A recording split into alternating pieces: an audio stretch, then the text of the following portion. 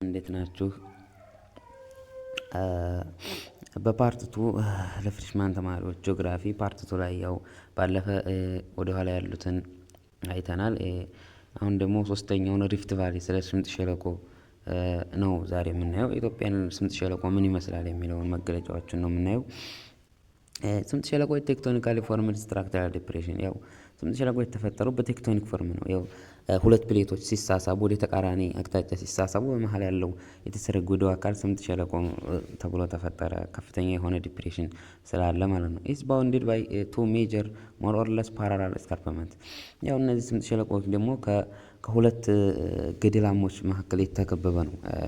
ከወዲያና ከወዲህ ከቀኝና ከግራ በኩል ሆነው ከስምጥ ሸለቆ መካከል ከበው የሚገኙ ገደላቶች አሉ። ሴፓሬትድ የኢትዮጵያ ሃይላንድ ኤንድ ሎውላንድ ኢንቱ ኖርዝ ዌስት ኤንድ ሳውዝ ኢስት። የኢትዮጵያን ሃይላንድ እና ሎውላንድ ደግሞ ወደ ሰሜን ምዕራብና ደቡብ ምስራቅ ብሎ ለመክፈል የቻለው ይሄ ስምጥ ሸለቆ ነው።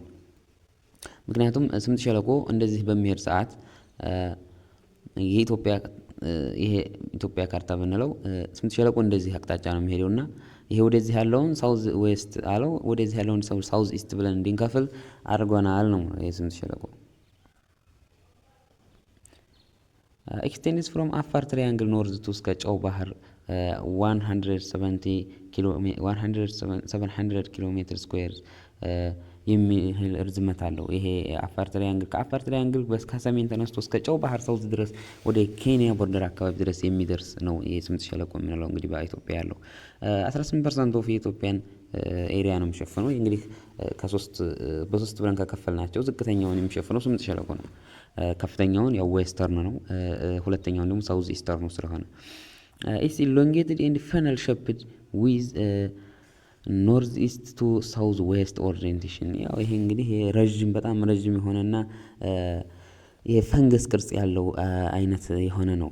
የስምጥ ሸለቆ ከላይ ከአፋር በኩል ላይ ሰፋ ያለ ነው። ከዛ እየጠበበ ነው የሚመጣው የስምጥ ሸለቆ ሸፕድ ማለት ነው። እና ኖርዝ ኢስት ቱ እስከ ሳውዝ ኢስት ኦሪየንቴሽን ከሰሜን ምስራቅ ተነስቶ እስከ ደቡብ ምዕራብ ወደ ደቡብ ምዕራብ የሚጓዝ ነው። ስላሽ ነው የሚሄደው። ኢዝ ዋይደስት ኢን አፋር ትራያንግል ናሮ ዳውን ኢንቱ ሳውዝ። አፋር ትራያንግል ላይ ሰፊ ነው። ከዛ ደግሞ እየጠበበ ወደ ደቡብ ሲመጣ እየጠበበ ይሄዳል። ሃዝ ኤ ፍሎር ሜድ ኦፍ ኢንተርኮኔክትድ ስሮ ዲፕሬሽንስ ግራቬንስ ቮልካኒክ ሮክስ ፍሎዌል ላክስተራይን ዲፖዚት ኤንድ ቮልካኒክ ዶሜን ሂል ኦር ኩልንደር ይለናል። ያው እነዚህን ደግሞ የሚያገናኝ ነው። ይሄ ስምጥ ሸለቆ የምንለው ከታይ ወለሉ የተገነባው ዲፕሬሽኑ የተገነባው ግራቪያኖችን ግራቪያኖችን ቮልካኒክ ሮክችን እነዚህ እሳተ ገሞራ አለቶች እንደዚሁም ፍሉቪያል ኤንድ ላክስተራይን ዲፖዚት እነዚህ ደግሞ የዝናባማና እንደዚህ ላክስተራይን የሆኑ ዲፖዚቶችና ቮልካኒክ ዶምስና ሂሎች ኮረብታዎችና ሲሊንደር ኮነች የተፈጠሩበት ከነዚህ የተገነባ ነው ፍሎር ኦፍ ሪፍት ቫሊ ማለት ነው። ዘ ፍሎርስ ኤሌቬሽን ሬንጅስ ፍሮም 125 ሜትር ቢሎው ሲ ሌቭል አት ዳሎል ዲፕሬሽን ቱ 2000 ሜትር አባቭ ሲ ሌቭል ኢን ዘ ሌክስ ሪጅን። ያው እንግዲህ የፍሎሩ የዚህ ወለሉ እርዝመቱ ከኮባርሲንግ ከ125 ሜትር ከባህር ጠለል በታች ካለው ከዳሎል ዲፕሬሽን እስከ ሌክ ሪጅኖቹ ድረስ ሌክ ሪጅኖቹ ደግሞ እስከ 2000 ሜትር አባቭ ሲ ሌቭል ነው ያላቸው ከፍታ ማለት ነው። እነሱ እርዝመቱን የሚያሳይ ነው። Highest of Rift Valley escarpment from the floor to its steps vary from 200 to 150 ሜትር አሁን 1500 ሜትር እንግዲህ ሪፍት ቫሊዎች ከዙሪያውን ካሉ ከወዲያና ከወዲህ ያሉ ገደላቶች ከ200 እስከ 1500 ሜትር ድረስ የሚደርሱ ናቸው እርቀታቸው። እንግዲህ ወደ ላይ ያለው እስከ ጫፍ ድረስ ያለው ከሪፍት ቫሊ ጀምሮ እስከ ጫፍ ድረስ ያለው ከወዲያና ከወዲህ ያሉ ገደላቶች ማለት ነው። Its climate varies from warm, hot and dry to cold and moderate moist condition due to altitudinal and positional variation። እንግዲህ በከፍተኛ በአልቲቲዩድናል ምክንያት በአቀማመጡ በመሬቱ ምክንያት የአየር ሁኔታው እንዲለያይ አድርጎታል። ሞቃት የተለያዩ ሙቀቶችን ደረቅ እና እንደዚሁም ደግሞ ሞይስት እንዲሆን እርጥበታማ እንዲሆን አድርጎታል በመሬቱ አቀማመጥ እና በተለያዩ ፖዚሽኖች ምክንያት። social and economic life reflects pattern of climate variation where some people practice pastoralism, others rainfed farming። ይህም ደግሞ ማህበራዊና ኢኮኖሚያዊ ህይወትን ተጽዕኖ እንዲያሳድር አድርጓል። ይሄ የአየር ንብረት መለያየት ለምሳሌ አንዳንዱ ሰው ምን ሊያደርግ ይችላል? ይሄ አርብቶ አደርን እንትን ሊጠቀም ይችላል። አንዳንዱ ሰው ደግሞ ዝናብን ጠብቆ ግብርናን ይጠቀማል ማለት ነው። The Rift Valley is divided into 3 subdivisions። እንግዲህ ስምጥ ሸለቆን በ3 እንከፍለዋለን። አንደኛው አፋር ትሪያንግል ነው። ሁለተኛው ደግሞ ሜን ኢትዮጵያን ሪፍት ቫሊ ወይም ሌክ ሪጅን እንላቸው ናቸው። እንደ ሴንትራሉ ከአፋር ቀጥሎ እንትን የሚለው። ሶስተኛው ደግሞ ጨው ባህር ነው። ይሄ ሳውዘርኑ ላይ የሚገኘው ወደ ሌክ ቱርካን አካባቢ የሚገኘው ነው። አንደኛውን ስናይ እንግዲህ አፋር ትሪያንግል የሚለው ዘ ላርጀስት ኤንድ ዋይደስት ፓርት ነው። በጣም ትልቁና ሰፊውን ፓርት የሚይዘው አፋር ትሪያንግል ነው።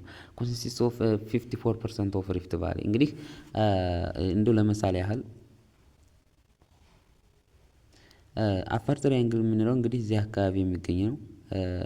ሪፍት ቫሊ እንዲህ ነው በዋናነት የተወሰነ እንትን የሚለው እንግዲህ አፋር ትሪያንግል የምንለው ይሄን ነው። እንግዲህ የአፋር ትሪያንግል ሰፊ ፓርት ነው። ከዛ ደግሞ እየጠበበ ይመጣል ማለት ነው። በጣም መጨረሻ ላይ ደርስ ይጠባል። ይሄን ነው እንግዲህ የሚለው አፋር ትሪያንግል ላርጀስት ኤንድ ዋይደስት ፓርት ነው ያለን ማለት ነው። 54% ኦፍ ሪፍት ቫሊ ነው የሚይዘው። 54%ን የሚይዘው እዚህ ጋር ነው። ያው ብቻውን እንኳን እሱ ማለት ነው። ኢዝ ባውንድድ ባይ ሃይ ዌስተርን ኤንድ ኢስተርን ስካርፕመንት። እንግዲህ በምዕራብና በምስራቅ ገደላማዎች በዚህና በዚህ ማለት ነው የተከበበ ነው። ኤንድ ባይ አፋር ኤንድ አይሻ ፎረስት ኢን ዘ ኖርዝ ኢስት። በሰሜን ምስራቅ ደግሞ በአፋርና በአይሻ ፎረስት ባውንድድ የተደረገ የሆነ ነው። ኢትስ ሎ ኢን አልቲቲዩድ ከ300 እስከ 700 ሜትር ያለው ዝቅተኛ ሆኖ በከፍተኛው አቀማመጡ አልቲቲዩዱ ዝቅ ያለ ነው። ከ300 እስከ 700 ነው የአፋር ትሪያንግል የምንለው። ያን ያህል ከፍታ የለውም። ኢዝ ትሪያንጉላር ሼፕ ነው። እንግዲህ ትሪያንጉላር ሼፕ የምንለው ይሄ እንደዚህ ነገር ነው። ሼፑ ትሪያንጉላር ነው። እንደዚህ ነገር ነው የአፋር ትሪያንግል ማለት ነው። ሎውላንድ ዌር ኤሌቬሽን ድሮፕስ 1000 ሜትር ኢን ኢትስ ሳውዝ ዌስት ቱ ቢሎው ሲ ሌቭል። እንግዲህ ከ1000 ሜትር ተነስቶ ወደ ከሳውዝ ኤስት ወደ ደናክል ዲፕሬሽን ኖርዝ ቱ ብሎ ትሪያንጉላር ሼፕ የሆነ እንትን አለው ነው የአፋር ትሪያንግል የምንለው። ሶርስ ሌክ አሰሌ ፍላክቹዌትስ 125 ሜትርስ ኢን ዘ ኢስት ዘ ሎወስት ፖይንት ኦፍ አፍሪካ። እንግዲህ ሌክ አሰሌ ዘ ሎወስት ፖይንት ኦፍ አፍሪካ እንለዋለን እና በእነሱ ብሎ አልፎ የሚሄድ ነው ይሄ አፋር ትሪያንግል የምንለው። ኢዝ ዋን ኦፍ ዘ ሞስት ሆስታይል ኢንቫይሮንመንትስ ኦን ዘ እርዝ ዌር ሚክስድ ቴምፕሬቸር። እንግዲህ ይሄ በጣም ሙቀት ያለበትና ከዓለም ማለት እንደው በዓለም ከማይመቹ በሚባሉት ሀገራቶች የሚመደብ ነው ይሄ አፋር ትሪያንግል የምንለው። ኢዝ ፊውቸርስ ባይ ፎልቲንግ ዲፕሬሽን ግራቪን ኦር ቮልካኒክ ሂልስ አክቲቭ ቮልካኖስ ኤንድ ቮልካኒክ ሪጅስ ላቫ ፍሊጅስ ኤንድ ሎው ላቫ ፕላትፎርምስ። እንግዲህ ይሄ መገለጫዎቹ እንደዚህ የተሰነጣጠቁ ዲፕሬሽኖች እንደዚሁም ደግሞ ቮልካኒክሎች እንደዚህ እሳተ ገሞራ ኮረብታዎች እንደዚሁም ደግሞ አክቲቭ ቮልካኖች ቮልካኒክ ሪጅስቶች ቮልካኒክ የሆኑ ሸንተረሮች እንደዚሁም ደግሞ ላቫ ፍል ያለበት ሎው ላቫ ፕላትፎርም ያለበት ነው ይሄ አፋር ትሪያንግል የምንለው። some of its basins are occupied by አቤ አሴሌ and አፍሬራ ሌክ። የተወሰኑ እነዚህ ሌኮች ደግሞ በዚህ ላይ ተፋሰስ አሉበት። እና አቤ እና አሴሌ እና አፍሬራ ሀይቆች በአፋር ትሪያንግል ያው እነዚህ ናቸው። የተወሰነ ያው ውሃ ብዙ እንትን ስለሌለበት has Danakil depression cover sink which is separated from Red Sea by land barrier which 200 ሜትር ሃይ። እንግዲህ ይሄ ኮባር ሲንክ የምንለው ደናክል ዲፕሬሽን ሴፓሬት ይሆናል ከቀይ ባህር የሚለየው በላንድ ባሪየር 200 ሜትር ነው። በ200 ሜትር ከፍታ ነው ከቀይ ባህር ሴፓሬት የሚሆነው።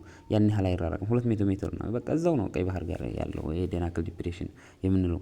ከቨርድ ባይ ቲንክ ኤንድ ኤክሰሲቭ ሳልት ፕሌን።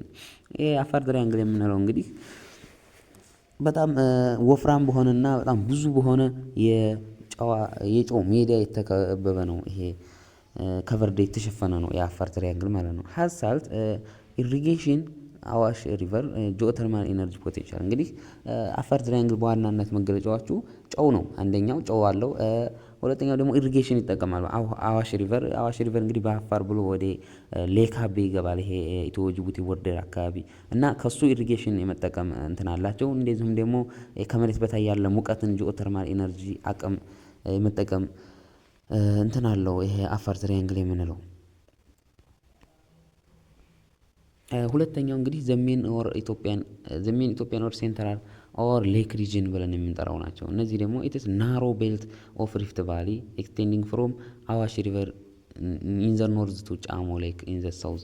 እንግዲህ ይሄ ከአዋሽ ሪቨር ተነስቶ ከሰሜን ከአዋሽ ሪቨር ተነስቶ እስከ ጫሞ ሐይቅ አርባ ምንጭ ከተማ ላይ ያለ ደቡብ ላይ የሚሄድ ነው። ይሄ እንግዲህ በጣም ረዥም የሆነ ነው። ናሮ ቤልት ነው፣ ጠባብ የሆነች ናት። እንግዲህ ከአፋር ሰፊ ነው፣ እየጠበበ ነው፣ ናሮ የሆነ ነው። ያን ያህል ከ50 እስከ 80 ኪሎ ሜትር እንትን ነው ዊድዝ ወደ ጎን ያለው ስፋት ያን ያህል ጠባብ የተባለች ናት። ሪፍት ቫሊው ጠባብ ቤልት የምንላት ናት ይቺ ሜን ወይም ሴንትራል ሌክ ሪጅን የምንላቸው። ኢዝ ባውንድድ ባይ ላርጅሊ ሎው ዌስተርን ኢስተርን ስካርፕመንት።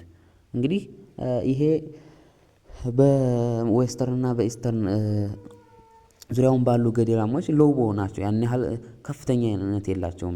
በትንሽ ገደላሞች የተከበበ ሆኖ ኤክሴፕት ግን አራውንድ አርባ ምንጭ ዌር ስካርፕመንት ኢዝ ሃይ። አርባ ምንጭ ሲደርስ ግን ይሄ ሜን ወይም ሴንትራል የምንለው አርባ ምንጭ ላይ ስካርፕመንቶቹ ከፍ ያሉ ናቸው። እንግዲህ አርባ ምንጭ ሄዳቸው የምታውቁ ከሆነ አርባ ምንጭ ስትደርሱ ከዙሪያውን ያሉት ተራሮች ከፍተኛ የሆነው የጋሞ ዞን ተራራዎች አሉ እና እነሱን ነው እያለን ያለው።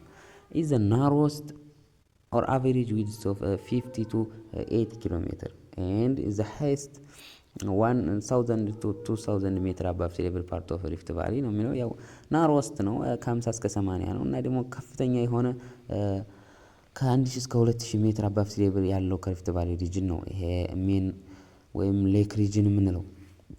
ዶትድ ባይ ሲሊንደር ኮንስ ቮልካኒክ ማውንቴንስ። ለምሳሌ ይሄ ደግሞ በሲሊንደር ኮኖች የተለያዩ እንትኖች ነው ሲሊንደር እንግዲህ በእሳተ ገሞራ ተፈጥረው እንደዚህ ክፍት ሆነው የተቀመጡ በዝናብ ብዛት የተሞሉ ሐይቆች ምናምን ነው እነዚህ ሲሊንደር ኮኖች እና ቮልካኒክ ማውንቴኖች። እነዚህ ደግሞ የእሳተ ገሞራ ማውንቴኖችን ለምሳሌ እነ ፈንታሌ፣ ቦሰቲ ጉዳ የምንለው ለአዳማ ቅርብ ነው ቦሰቲ ጉዳ የምንለው እና ደግሞ አለቱ ዝዋይ ሐይቅ በስተ ሰሜን በኩል የምናገኛት እና ደግሞ ጨቢ ኖርዝ ኦፍ ሌክ ሐዋሳ የምናገኛት ናት ይቺ ጨቢ የምንላት እና በእነዚህ የሚጋለጥ ነው ይሄ ሌክ ሪጅን የምንለው። እና ኢትስ ፊውቸርድ ባይ ኑመሪየስ ሌክስ ፎርምድ ኦን ቴክቶኒክ ሳግስ ፎልት ዲፕሬሽን። እንግዲህ ይሄ ከብዙ የሆኑ በቴክቶኒክ የተፈጠሩ እና እንዲሁም በጣም የተሰነጣጠቁ ዲፕሬሽኖች ያሉበት ነው ይሄ ሜኖሪ ኢትዮጵያን የምንለው ሪጅን ማለት ነው። ኢዝ ሚልደር ኤንድ ዋተርሊ ዱ ቱ ሃይ አልቲቲዩድ ኤንድ ዌር ሬንፊልድ አግሪካልቸር ኢዝ ፕራክቲስ። እንግዲህ ደግሞ በጣም ሚልደር የሆነ በጣም ምቹ የሆነና ዋተርሊ ውሃማ አካል የሆነ ነው በከፍተኛ ቦታዎች ምክንያት እና እንዲሁም ዝናብን ጠብቆ አግሪካልቸር ፕራክቲክ የሚካሄድበት ነው ይሄ ቦታ እንግዲህ ማለት ነው። በጣም ውሃማ ቦታ ነው። እንደዚሁም ደግሞ አየር ጸባዩ ደግሞ የተመቸ ቦታ አለው ማለት ነው። ኢዝ ዩዝፉል ፎር ሪክሬሽን። ለምሳሌ ለመዝናኛ ምናምን እንጠቀመዋለን። ሌኮችን ምናምን ሐይቆችን ለመዝናኛ ለምሳሌ ሌክ ጫሞ፣ ሌክ አባያ ምናምን አርባ ምንጭ ያሉት ሌክ ላንጋኖ ምናምን እነዚህ ሌክ ሐዋሳ እነዚህን ያው ለሪክሬሽን እንጠቀማቸዋለን። ፎር አግሪካልቸር ለግብርናም እንደዚህም ጅረቶችንና ሐይቆችን ለግብርና መጠቀም እንችላለን። እንደዚህም ፎር ጂኦተርማል ኢነርጂም ለጂኦተርማል ኢነርጂም ፖቴንሻል እንጠቀመዋለን። ወደ ሶስተኛው ስንሄድ ጨው ባህር ነው። ሪፍት ነው እንግዲህ ወደ ሶስተኛዋ ትንሿ ፓርት የምትባለው ከሪፍት ቫሊ ዲቪዥኖች ጨው ባህር ናት። ኢዝ ስሞለስት ኤንድ ሳውዘርን ሞስት ፓርት ኦፍ ሪፍት ቫሊ። በጣም ደቡብ ላይ የምትገኘው ትንሿ ፓርት ናት እቺ ጨው ባህር የምንላት።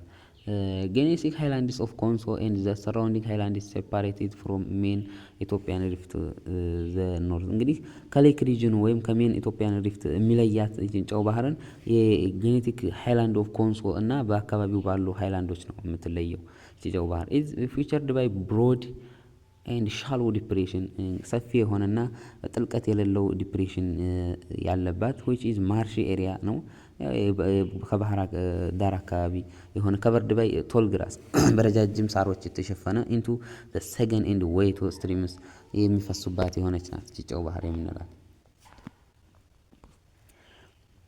ወደ ሌላው ስንሄድ ኢምፓክትስ ኦፍ ሪሊፍ ኦን ዘ ባዮፊዚካል ኤንድ ሶሾ ኢኮኖሚካል ኮንዲሽን እንግዲህ የመሬት አቀማመጥ በባዮፊዚካል እና ማህበራዊ ኢኮኖሚያዊ ኮንዲሽን ምንድን ነው ተጽዕኖ ያለው የሚለውን ነው የምናየው። ቶፖግራፊ ኢንፍሉዌንስ ባዮፊዚካል ኮንዲሽን ኦፍ ኢትዮጵያ ለምሳሌ ስናይ ባዮፊዚካል በተፈጥሮ ምንድን ነው እስኪ ተጽዕኖ ያለው ብለን ስናይ ክላይሜት ነው የአየር ሁኔታው እንግዲህ አየር አፌክትድ ባይ ዘ አልቲቱድ ኤንድ ትሮፒካል ሎኬሽን ዱ ቱ አልቲቱድናል ዲፈረንስ እንግዲህ ይሄ ክላይሜት በተለያዩ ነገር ተጽዕኖ እንትን ሊል ይችላል። ክላይሜት እንግዲህ አንዱ ቀዝቃዛ እና አንዱ ሞቃት ሊሆን የሚችለው በከፍተኛ ቦታዎች እና በትሮፒካል ሎኬሽን መገኛው ላይ ነው ክላይሜት አፌክት የሚሆነው። ሃይላንዶች ለምሳሌ ሃይ ሬንፌል ከፍተኛ የሆነ ዝናብ አላቸው። ደጋማ አካባቢዎች ሎ ኢቫፖ ትራንስፖርቴሽን እንደዚህም ደግሞ ትነት የላቸውም ብዙ ሙቀት ስለሌለው ማለት ነው። ሞይስቸር ሰርፕለስ በቂ የሆነ እርጥበት ያለው ነው። በጣም ትርፍ የሆነ እርጥበት ያለበት ነው ይሄ ሃይላንዶች። ሎላንዶች ደግሞ ሎ ሬንፌል ነው ዝቅተኛ ዝናብ ነው ያላቸው። ሃይ ኢቫፖ ትራንስፖርቴሽን ደግሞ ትነት ደግሞ ከዛውም ደግሞ ከምትገኘው ዝናብ ትነት በጣም ያለው ነው። ሞይስቸር ደግሞ የለም እርጥበት የሌለበት አካባቢ ነው። ይሄ በክላይሜት ምክንያት እንግዲህ እንደዚህ ተጽዕኖ ሊያሳድር ይችላል። ሁለተኛ አፈር እንዴት ነው?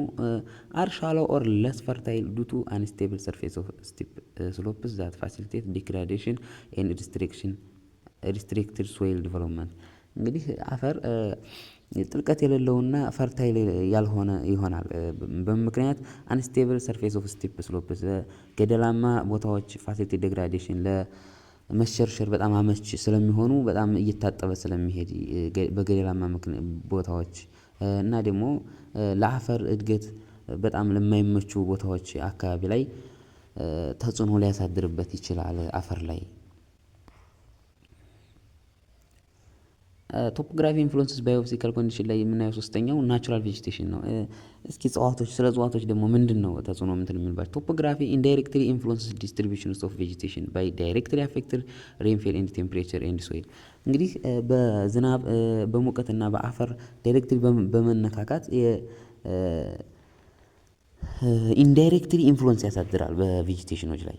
እነዚህ እንግዲህ ያው ተጽዕኖ አላቸው። የአፈሩ ሁኔታ ሙቀቱ አፈር ሁኔታ ጥሩ ከሆነ ቬጂቴሽኖች ጥሩ ይሆናሉ። ሙቀቱ ደግሞ የፀሐይ ብርሃን የማያገኙ ከሆነ ላይመቻቸው ይችላል። እንደዚሁም ዝናብ ደግሞ አፌክት ያደርጋቸዋል እነዚህ ቬጂቴሽኖችን። ላንድስኬፕ ኢንፍሉዌንስ ሶሾ ኢኮኖሚክ ኮንዲሽንስ ኦፍ ኢትዮጵያ የምንላቸው እንግዲህ ባዮፊዚካል ናየን ሶሾ ኢኮኖሚክ ኮንዲሽን እስኪ ማህበራዊ ኢኮኖሚያዊ ተጽዕኖ ምን አይነት ነው የሚለውን ስናይ አግሪካልቸራል ፕራክቲስ ለምሳሌ ስናይ ኦሬንጅ ቶፖግራፊ አፌክት ለምሳሌ ይሄ ውጣ ውረድ የሆኑ ቦታዎች እንዴት ነው አፌክት የሚያደርጉን? ለምሳሌ ፋርም ሳይዝ የእርሻ መሬት ለምሳሌ ስፋቱ ምን ያህል ነው የሚለውን ሸፑን፣ ቅርጹን፣ ሜተዱን ቱልስ ኦፍ ፋርሚንግ ለምሳሌ ሜካኒክ ፋርሚንግ ምናምን ብንጠቀም አሁን እነዚህ እንዴት ነው የእርሻ መሬቱ ሰፊውን ቦታ እንዴት ነው መጠቀም የምንችለው? ውጣ ውረድ የሆኑበት ቦታ ቅርጹን ለመረስ አይመቸንም። ይሄ በጣም ተዳፋት ቁልቁለት ያለበት ቦታ ለቅርጹ ምናምን ተጽዕኖ ያሳድርብናል። ሜተዶችን ለመጠቀም የተለያዩ ቴክኒኮችን ለመጠቀም ለፋርሚንግ አስቸጋሪ ይሆኑብናል እነዚህ ሩጅድ የሆኑ ቶፖግራፊዎች ማለት ነው። ክሮፕ ታይፕስ ለምሳሌ የምርት አይነቶችም ደግሞ ግሮውን የሚሆኑት ባርሊ ለምሳሌ ገብስን ስናይ ብዙ ጊዜ የሚመረተው በሃይላንድ ቦታዎች ላይ ነው። በደጋማ ቦታዎች ላይ ነው ገብስ የሚመረተው። ይህ እንግዲህ የሚመቸው የሆነ የአየር ጸባይ ይኖራል። አፈሩም እንግዲህ የሚመቸው እዚህ እንግዲህ ደጋ አካባቢ ሊሆን ይችላል የገብስ እንግዲህ እና ደግሞ በቆሎን ስናይ ደግሞ በዝቅተኛ ቦታ ነው የሚመረተው። እንግዲህ በሙቀቱም ሊሆን ይችላል በምን ሊሆን ይችላል። አኒማል ሀዝባንደሪ ስንል እንግዲህ እንስሳቶችን ስናል ለምሳሌ ሞር ኤንድ ሼፕ እነዚህ በቅሎችና በጎች ብዙ ጊዜ ሃይላንድ ላይ ከፍተኛ ቦታዎች ላይ ነው የሚረቡት እና ደግሞ ግመል ደግሞ ያው ሎላንድ ላይ ነው። ግመል መቼም ቢሆን በረሃ ላይ ለመኖር አቅም ስላላት ሳትጠጣ ወደ ስንት ወር ነው ትቆያለች የሚባል ነገር አለ ይሄ ግመል ማለት ነው። እና በዚህ ምክንያት ተጽዕኖ ያሳድራል በአግሪካልቸራል ፕራክቲስ ላይ ራሱ። ሴትልመንት ፓተርን እንዴት ነው አሰፋፈር ሁኔታችን ላይ እስኪ ምንድን ነው አፌክትድ ባይ ቶፖግራፊ ፎር ኤግዛምፕል ሃይላንድስ አር ዴንስሊ ሴትልድ። እንግዲህ ደጋማ ቦታዎች በጥቅጥቅ ያለ ነው። ምክንያቱም ዱቱ ኩል ክላይሜት በጣም ቀዝቀዝ ያለ ክላይሜት ስላለ ምቹ የሆነ ክላይሜት ስላለ በቃ የሚመርጠው ማንኛውም ሰው ደጋን ነው ለመኖር የሚመርጠው። ዛት ሊሚትድ ትሮፒካል ዲዚዝ እንግዲህ ደግሞ ከትሮፒካል ዲዚዝ ደግሞ ለመቆጠብ ለመታደግ ሲል ነው እንግዲህ ደጋ ከበሽታዎች ነፃ ለመሆን እንደ ወባና አሜባ ምናምን ያሉትን ነገሮች ከነሱ ለመራቅ ማለት ነው። ዲቨሎፕመንት ኤንድ ኤክስፓንሽን ኦፍ ሴትልመንት ሂንደርድ ባይ ሪጅድ ቴሬን እንግዲህ የሴትልመንትን እድገትን እንግዲህ ዲፊከልት የሚያደርገው ሪጅድ ቴሬኖች እነዚህ ውጣ ውረድ የሆኑ ቦታዎች በጣም አስቸጋሪ ይሆናሉ ማለት ነው ለመስፈር። ሴትልመንት አር ፐርማነንት ኢን ሃይላንድ እንግዲህ ሰፈራ መስፈር በከፍተኛ ቦታ ላይ ወይም በሃይላንድ ላይ ቋሚ ነው። አንዴ ከሰፈረ ሃይላንድ ላይ ሰውየው በቃ እዛው ሰፍሮ ነው የሚቀረው። በሎውላንድ ግን ቴምፖራሪ ነው። አሁን ሎውላንዶች ብዙ ጊዜ አርብቶ አደሮች ምናምን ስለሆኑ አንድ ቦታ ያረጉና ወይም 2 ወር 3 ወር ከተቀመጡ በኋላ ደግሞ ወደ ሌላ ቦታ ደግሞ ይሄዳሉ። ቴምፖራሪ ነው፣ ጊዜያዊ ነው ማለት ነው። ሴትልመንት ሃይላንድ ላይ ግን ፐርማነንት ቋሚ ነው። ወደ ትራንስፖርት እና ኮሚኒኬሽን ስንሄድ ዘ ኤንድ ዲስቲንክትድ ላንድስኬፕ እነዚህ የተከፋፈሉና ውጣ ውረድ የሆኑ ቦታዎች ለትራንስፖርትና ኮሚኒኬሽን ምንድን ነው ተጽዕኗቸው ስንል ሂንደሪንግ ትራንስፖርት ዴቨሎፕመንት በጣም አስቸግራ ነው የትራንስፖርት እድገት ላይ which led to isolations of several communities ብዙዎችን ማህበረሰቡን ለይቶ ያለበት ተለይተው እንዲኖሩ ያደረጋቸው በዚህ ትራንስፖርት ዲቨሎፕመንት አሰራር በትራንስፖርት ተፋሰስ አሰራር ላይ በጣም አመች ባልሆነ ቦታ ስለሆኑ ውጣ ውረድ የሆነ ቦታዎች ላይ ማለት ነው። has made development and maintenance of infrastructure costly expensive እንግዲህ የመሰረተ ልማት ስራ ቢባል ራሱ በጣም ውድና ከባድ የሆነ በጀት የሚጠይቅ ነው። ይሄ ሪጅድ የሆነ ቦታ ውጣ ውረድ ያለው ቦታ ማለት ነው። እዚህ አፌክት ያደርገዋል። has made the rivers less navigable due to እንግዲህ ወደ አንዴ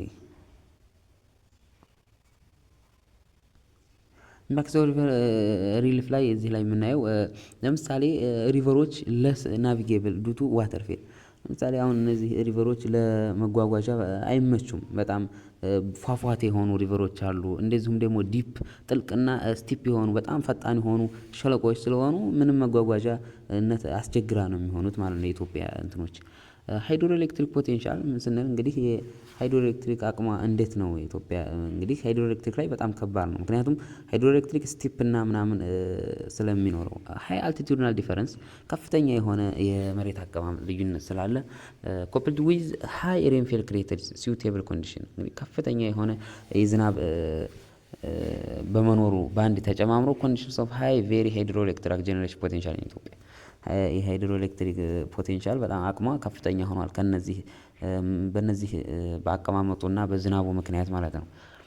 ሶሾ ካልቸራል ፊሊንግ ስናይ ደግሞ ኦሪጂን ኤንድ ዲስቲንክትድ ቴሬን ሪዛልት ምን ያመጣሉ? ሶሾ ካልቸራል ላይ ሎንግ ተርም አይሶሌሽን ኮሚኒኬሽን እንግዲህ ማህበረሰቡ ለብዙ ጊዜ ተለያይቶ እንዲኖር ያደርጋል። ትራንስፖርት ምናምን የማይገኝበት ቦታ ይሆናል። እንግዲህ ይሄ ሪጅድና ዲስቲንክትድ በሆነ ቦታ ላይ ዲቨሎፕመንት ኦፍ ዳይቨርስ ካልቸር እንግዲህ ካልቸሮች እንዲያድጉ ያደርጋል። እንግዲህ ባህል እንትን ሊል ይችላል። ይሄ ቦታው አለመመቸቱ እዛው ባለው ባህል ተቻችሎና ዳይቨርስ የተለያዩ ባህሎችን እንዲፈጥሩ ያደርጋል ማለት ነው። ፒፕል ሁ ሊቭ ኢን ዘ ሃይላንድስ ኖን አስ ለምሳሌ በሃይላንድ የሚኖሩት ህዝቦች ምን ይባላሉ? ደገኛ ብለው ይሏቸዋል። ደገኞች እንላቸዋለን። ደግሞ በሎውላንድ የሚኖሩትን ደግሞ ቆለኞች እያልን እንድንል አስችሎናል። ይሄ ሪጅንና በቦታው አቀማመጥ ያለው ሁኔታ ነው የሚለን። እንግዲህ ቻፕተር 3 ኢንድ ጨረስን። በዚሁ እናበቃለን። ወደ ቻፕተር 4 እስከምንመጣ ሰላማችሁ ይብዛ።